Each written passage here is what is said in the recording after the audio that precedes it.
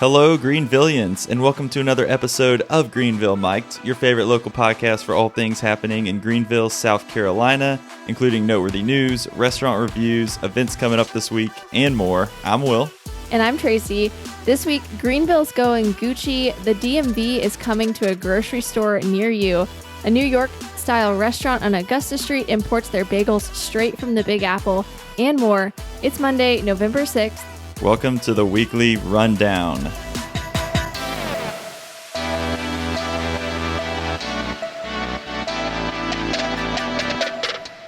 Man, Greenville's going Gucci. They're going Gucci. Maybe the biggest cliffhanger Yeah, you'll have to wait and in see. history. Why?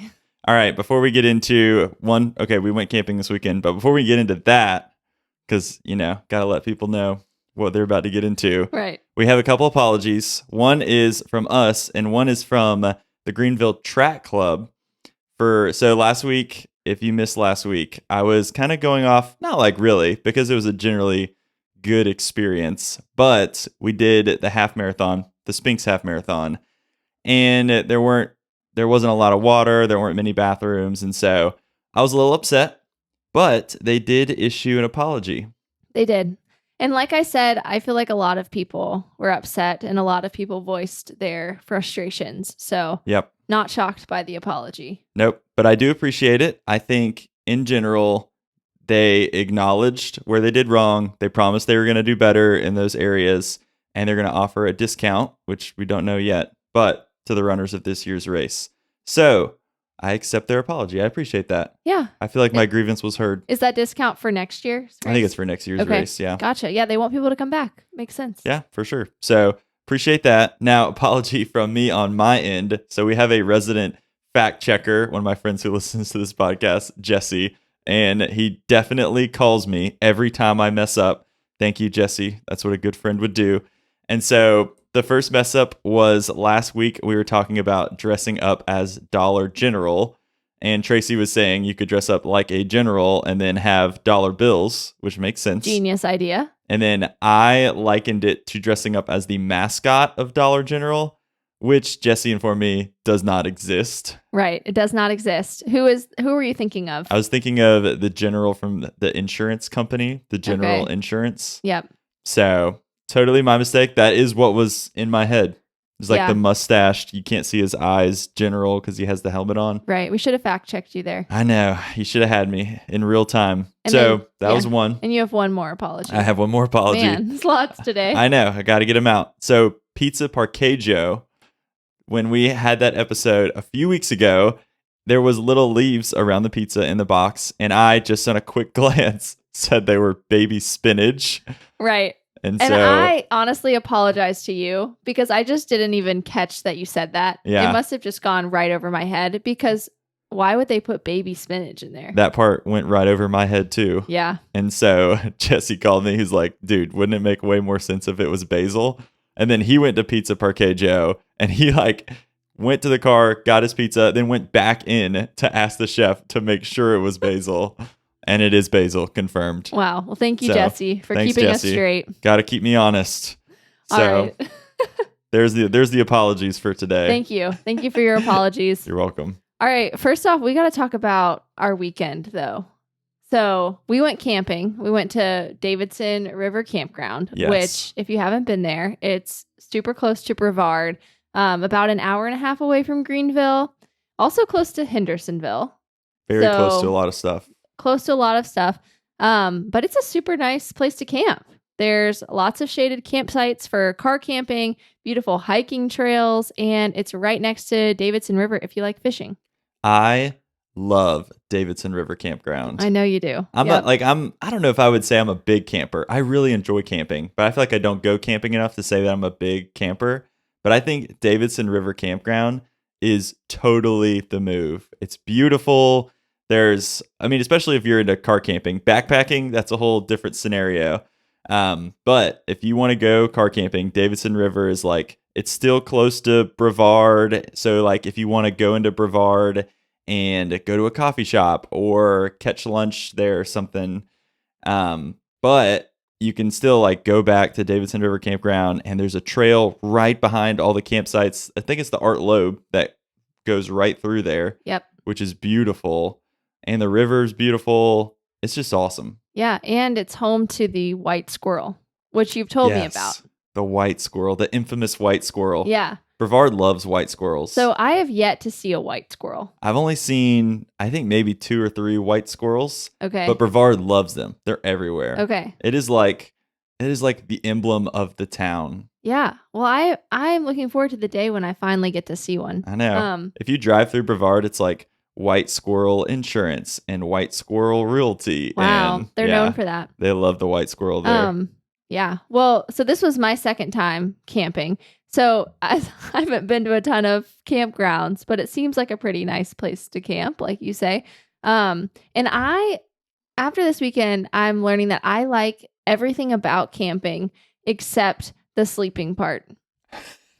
So I don't know if anyone really likes that part. I just can't ever get a good night's sleep. And it doesn't help that the times that we camp, it is 30 degrees at night. Yeah, I know. I'm trying to catch those fall vibes, but I've been catching those late fall temperatures those winter too. vibes. Yeah, this time I really thought we would be warm because we had our, like our 2-person sleeping bag thing, but then I brought a 15-degree quilt and another insulated blanket, but both the insulated blanket and the quilt are kind of like one person, and so they kept moving back and forth between us in the middle of the night. Will would steal them all. Yeah, unconsciously. Right, and I'd wake up just shivering, so cold. I'm sorry.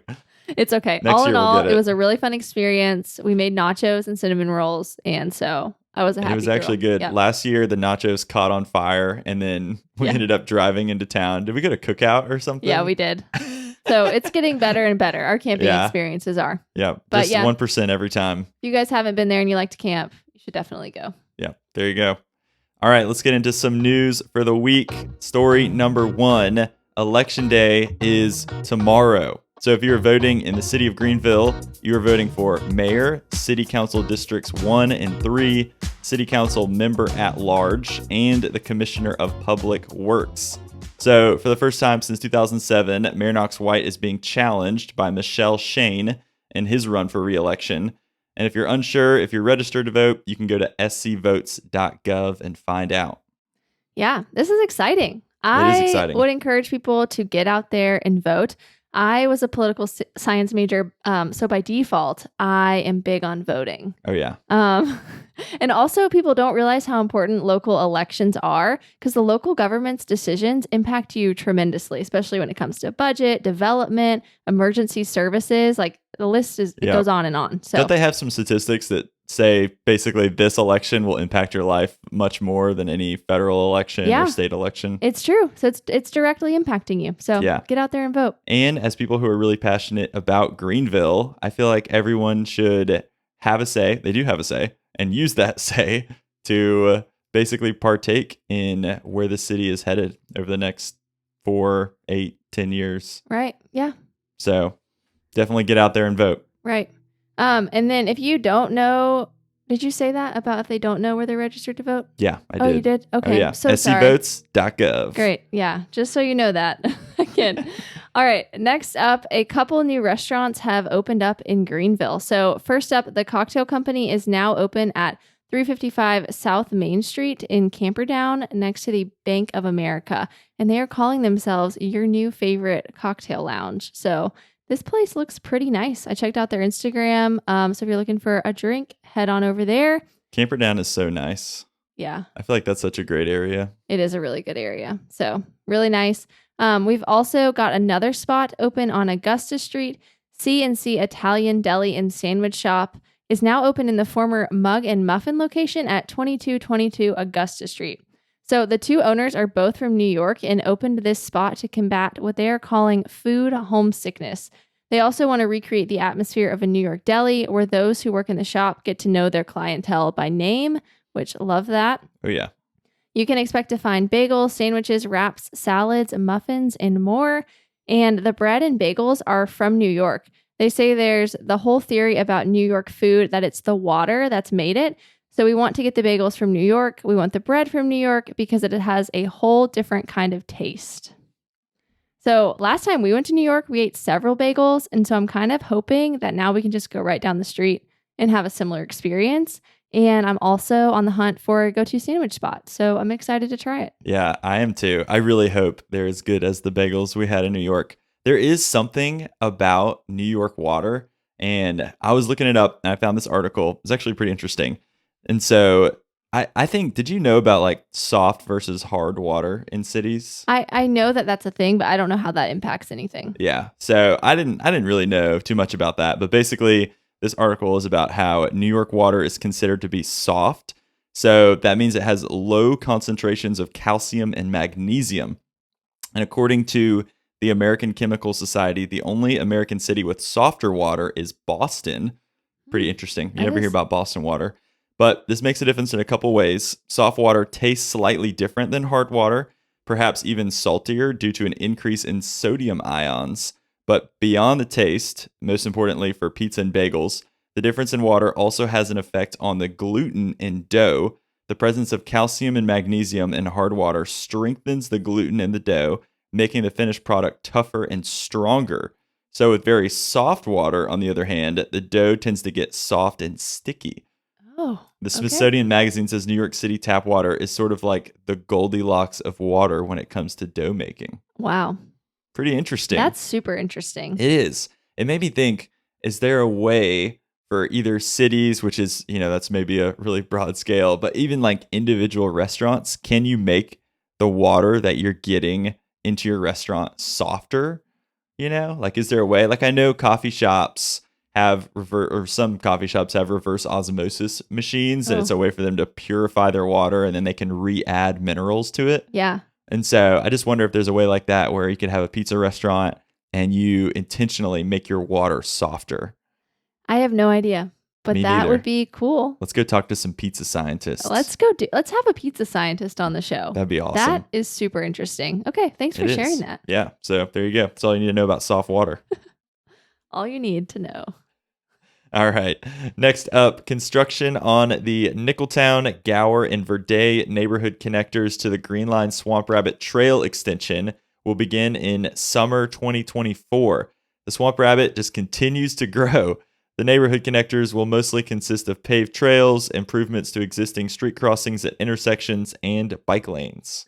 Yeah, this is pretty awesome. It's awesome the importance the city of Greenville places on neighborhood and community connectivity to the Swamp Rabbit Trail. I think lots of people are going to benefit from this, and it's pretty epic to think so many communities throughout Greenville are going to have direct access to the trail. Yeah, seriously. I feel like no matter who gets elected, they should just keep expanding the Swamp Rabbit Trail in every direction until it crisscrosses throughout the upstate. Oh my gosh. Every single neighborhood and every single restaurant and every single place and street is connected to the Swamp Rabbit Trail. I totally agree with you. I want to walk out my front door and get on the Swamp Rabbit Trail. Yeah. I just think that would be really cool. Like if you lived in South Greenville, somewhere that's not close to the Swamp Rabbit right now, and you're like, there is a way for me to bike to the Swamp Rabbit Cafe. Yeah. From where I am right now. That would be awesome. It would be awesome. Or bike to work if you live downtown. Yeah. It would be a long bike depending on where you are. Right. You might be sweaty by the time you get there. It would be really cool. For sure.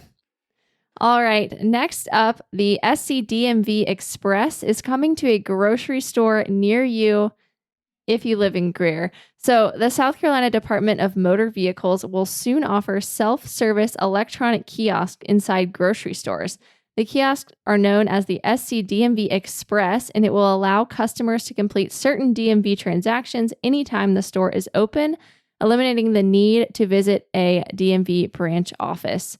So they are scheduled to launch in November at 3 locations across South Carolina, one of them being the Publix grocery store at Thornblade Village in Greer, and the other 2 will be found in Columbia and Somerville. So the Express kiosk will be yellow and blue and look similar to an ATM. So what all can you expect to do through these Express kiosks? At this point, customers can obtain a replacement vehicle registration and obtain their license plate registration decal, assuming they have completed payment of required county personal property taxes on the vehicle. Those customers wishing to renew a vehicle registration can scan the barcode on the renewal notice, pay the fees with a credit card or debit card, and print the registration and decal from the kiosk. In addition to registrations, other types of DMV transactions are expected to be added to the SC DMV Express in the future. Interesting. So I think this is exciting. Honestly, anything to keep me from going to the DMV. And I'm hopeful this will lead to less people being at the DMV when I do have to go. Because no one likes the DMV. What a common trope. That is like one of the most common tropes I can think of. You just never know how long the line's going to be. Yep. You never know if you're going to have the right paperwork. You never know if you're going to get yelled at for not having the right paperwork. I know. I appreciate the thought from the DMV even trying to be more efficient. Yeah. Because it really needs to be more efficient. I will say, I think even though they're on the right track, I'm kind of like paying my vehicle taxes is not really what I need a kiosk for. It sounds like that's the only thing that's confirmed right now. Yeah. And I'm like, that takes me 5 seconds on my phone after I get the notice in the mail, But a lot of people might not know that. And there might be like just older generations of people that are still going into the DMV for these things. Yeah.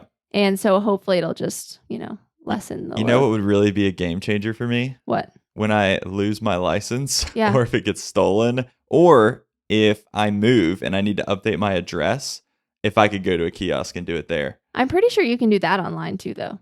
Yeah. Well, I think we moved twice within a year or something, No, we moved once and then my wallet was stolen once. Yeah. And so the second time they wouldn't let me update my address, which like, maybe they wouldn't at the kiosk anyway. This is sketchy. Yeah. Yeah. You need another new license. I was certified by the government as a sketchball in that moment. Yeah, we must have So been. I had to go in and convince someone to let me do it. Right. Yeah. But yeah, I'm excited for this. Hopefully it's the start of just not having to wait in line at the DMV. Hopefully so. All right, next up, Greenville's going Gucci. There you go. It's happening. Luxury shopping is coming to Greenville. So this is coming from Greenville Today. Ball Harbor Shops, a luxe retail shopping center out of Miami, will be bringing its traveling retail event, Ball Harbor Shops Access Pop-Up, to Greenville. We aren't sure when it'll be here yet, but we do know it's going to be in Raleigh later this month. The pop-up is made of 30 shipping containers and features high-end stores such as Tiffany & Co., James Purse, Balmain, Addict, and more. There's also going to be a restaurant called The Whitman, and it's going to bring Latin-inspired flavors and, quote, comforting classics to your shopping experience. The indoor-outdoor restaurant is described as ample, breezy, and seamless, with a palm-framed courtyard and an al fresco environment. Wow. I know. Very wow. This sounds like a really interesting concept to me. I've never heard of pop-up luxury shopping before, but I think it's great for around the holidays if you're wanting to get something really nice, because most of these shops aren't in Greenville. So I guess it gives the people an opportunity to check out the items first, as opposed to buying them online and not knowing necessarily what they're getting. And I also think it'll be great for you, Will, as you look to buy me Christmas gifts. I'm sure. Yeah, I'm sure you're excited about this. Classic Miami to come up with something like this and spread it everywhere. This is so Miami. It's so Miami. Yeah. Also, okay, this restaurant with an al fresco environment. Had you heard of that term before? No, I mean, yes, I have actually heard. I don't know what it means, though. Yeah, I looked it up. It just means open air. Oh, my goodness. I'm like, that is the most unnecessarily fancy sentence I've ever heard. I don't know, though. It's luxury shopping. The indoor-outdoor restaurant is described as ample. What does that mean? Ample? Like the food, it comes in ample amounts. Ample. Breezy. That's another way of saying open air. Right. Seamless. Yeah. And an al fresco environment. I just didn't even question it. I just feel like it goes. I know. It's probably just a genius marketer. It's a really good market. It's just a genius sentence. I don't even think twice about it. I just feel like it's going to be fancy. I know. I just think it was funny. It was. Okay. It's time for something never unnecessarily fancy. Whoa. Our Eats and Treats segment, where we give you the lowdown on the hottest, tastiest restaurants to hit up around town. Eats and Treats is brought to you by Common Pops, delicious frozen popsicles made with local ingredients right here in the upstate. Make this school year extra sweet by booking a cart for your next PTA meeting, staff appreciation event, school-wide celebration, sporting event, after-school program, secret society of teachers who love popsicles, chess club meeting. I could go on and on. Ask about their fundraising options to pair the tastiness with extra funds for your school. Visit commonpops.com or email hello@commonpops.com to learn more. All right, for Eats and Treats this week, we've got the Universal Joint on Stone Avenue. So if you hadn't heard of Universal Joint, they're an American casual restaurant. They describe themselves as a neighborhood eatery, which I think is very fair. Yeah. Very neighborhood feel. Lots of open air, al fresco, patio seating. They do have over 1,200 Google reviews. Wow, that's a lot. That's a ton of reviews. So they opened in 2014 and expanded from their original location in Atlanta, but they also have a few different locations around Georgia, Chattanooga, and Asheville. Yeah, so I feel like it is kind of a hole in the wall. A little bit. It's a casual location. Not like strip mall hole in the wall. No, but like super casual. Yes, just Maybe very that's casual. a better word. Mm-hmm. Super casual. And I have been there before, and I've gotten their burgers before. And I think their burgers are good. Yeah. A standard burger. They're known for their burgers. Yeah. And they have good fries, good tater tots. But this time I decided I would branch out. And I decided I would get a salad. And maybe that was my first mistake. Never because get a salad. I don't ever order salads. Why did I order a salad this time? I think I was like, maybe people want to hear about a healthier option. Yeah. But I'm not going to do that ever again, honestly. You guys could listen to another podcast for that. Yeah. So I was kind of disappointed in the salad. I got the field green and I added buffalo chicken. And we also, it should be said that we got it to go. So since we'd eaten there before, we know the general vibe. Let's get some food to go, try something different that we haven't gotten before.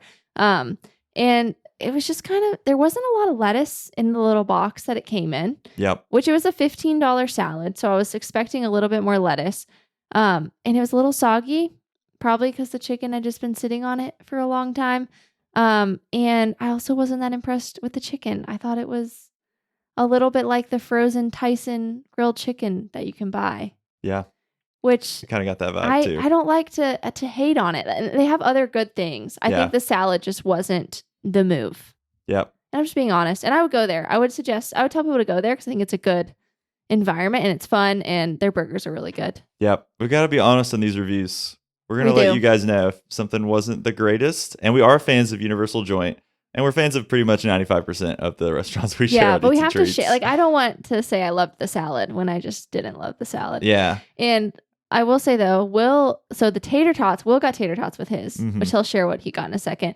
He, so kind. After I just didn't enjoy my salad, he said, I'm going to make you something. Gets his tater tots. So selfless. The selfless act.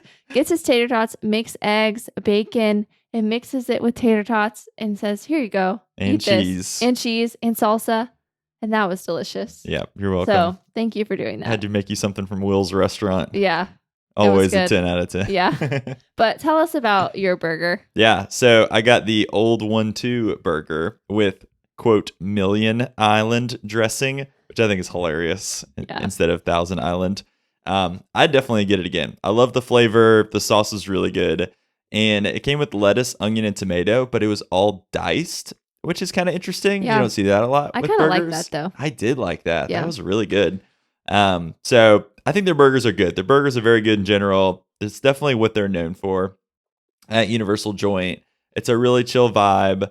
I think maybe to go was not our move. I will say this. To go is hard for restaurants. Yeah. I would say that's harder in general because you're taking something that normally is plated very well and you're trying to figure out how to get that in a nice presentation in a box, you know? Mm-hmm. And I just didn't think they did it very well. Like the boxes were kind of small cardboard, what you'd expect from like a street food vendor, you know? Right. And so the moment they handed that to me, I was just like, this is already kind of like disappointing to look at.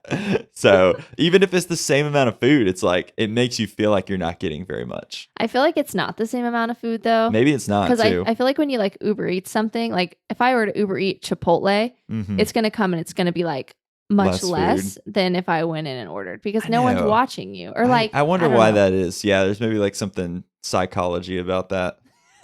Something psychology, you know? Probably. Probably. That's a coined term. Yeah, definitely something psychology about it. Yeah, but, not psychological. Psychology. Yeah. But all in all, I mean, it's a good restaurant, and we normally don't do things to go when we're doing eats and treats, but we were out camping, we were tired, and so so there you go. There you go. Make of that what you will, Greenvillians. But go try it for yourself and let us know what you think. But yeah. All right, next up, we're going to go ahead and move on to some events for your weekend. So Friday, Saturday, and Sunday, we've got Greenville Swamp Rabbits games happening. They're taking on the Florida Everblades. Hilarious. In all 3 games. Friday and Saturday, the games start at 7:05, and Sunday, it starts at 3:05. And Friday, we've also got the 2023 Indie Craft Parade Holiday Pop-Up, and it will be open Fridays through Sundays for the next 7 weeks. So sorry, not just Friday to Sundays. There will be a curated mix of handmade giftable art, homemade goods, jewelry, and children's items available for purchase, and it will be located at 2909 Old Buncombe Road. Then Saturday and Sunday, conductor Lee Mills and violinist Simone Porter are performing at the Peace Center. They're performing Saturday at 7:30 and Sunday at 3. Tickets start at $20. That sounds really fun. It does sound really fun. I feel like we don't see enough classical music things like that. We don't. And there's really no bad seat in the Peace Center. I say that every time we talk about it. Peace Center is amazing. Yeah, it is. Man. And then Friday and Saturday, New South Comedy Festival is taking place at Coffee Underground. This has actually been taking place since November 2nd, but Friday and Saturday will be your last chance to go. The New South Comedy Festival will feature hundreds of stand-up, improv, sketch, political, and musical comedy performers with guests from across the country, and it is the longest continuously running comedy festival in the Southeast. So head to alchemycomedy.com for tickets. Then also on Saturday, Pangea is hosting a fall festival from 11 a.m. to 8 p.m. So they're going to have a special edition coloring sheets for the kids, pumpkin smashing activities, food and drink specials, and local vendors. Admission is free. All right, pumpkin smashing is genius for an event. That is genius. Everybody's ready to get rid of their pumpkins. Let's smash them. Smash them up. Yeah. Don't let them rot on your doorstep. No, smash those things. Take them to Pangea. All right, and then last up on Saturday, Storytime on the Steps is happening again at M. Judson Booksellers on Main Street. It takes place at 10:30, and they will do a reading of several new children's books, and the fun time ends with a complimentary kid-sized cookie from Camilla Kitchen. I'll do anything for a complimentary kid-sized cookie or a complimentary adult-sized cookie. Me too. All right, well, thanks so much for tuning in this week. Remember to like, subscribe, and share this podcast with all your friends, your grandmas, grandpas, aunts, cousins, dogs. Really, anyone. Anyone you want. Yeah. And anyone you don't want. Right. Share with them too. Just tell everyone you know. So, and leave us a review. Did you say that already? I did not. Leave us a 5-star review. Leave us a 5-star review in whatever app you're listening. I know. Normally we say, we'll pick a little section of town and say, leave us a 5-star review. This week it's everyone. Everyone should leave us a 5-star review. Yep. If you're a human being and you're listening to this podcast right now, gotta leave us a 5-star review. If you're a dog and you're listening to this podcast right now, leave us a 5-star review. Leave us 2 5-star reviews if you're a dog. If that's possible. That'd be cool. That's all we have for you. Hope you guys have an awesome week, and we will catch you next Monday for the next weekly rundown. See ya.